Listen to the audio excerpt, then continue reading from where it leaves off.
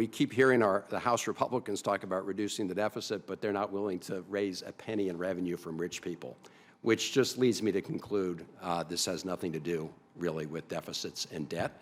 It does have to do with, as some have said, trying to shrink government.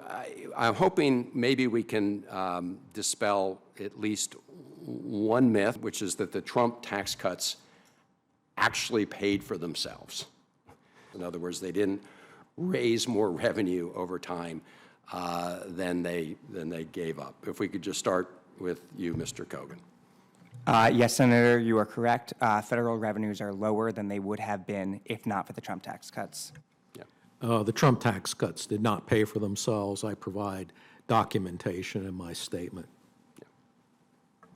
I agree they did not pay for themselves and they did not trickle down to employee earnings.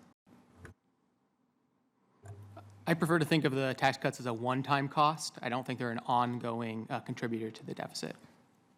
Well, I'm looking at something, Mr. Michel, that when you put together when you were at the Heritage Foundation, and you've got 12 myths, and one of the myths, and I'm quoting, is that the tax cut pays for itself, the Trump tax cut. Are you changing your mind today about that conclusion? No, I'm not. Okay. So just to be clear, the Trump tax cut did not pay for itself, correct?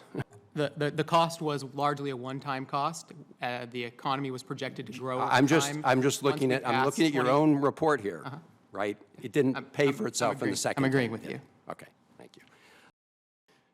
Mr. Hodge, did the Trump tax cuts pay for themselves? The Tax Foundation modeled every iteration of what became the Tax Cuts and Jobs Act from the beginning to the end, and at no time did our model ever predict that it would pay for itself.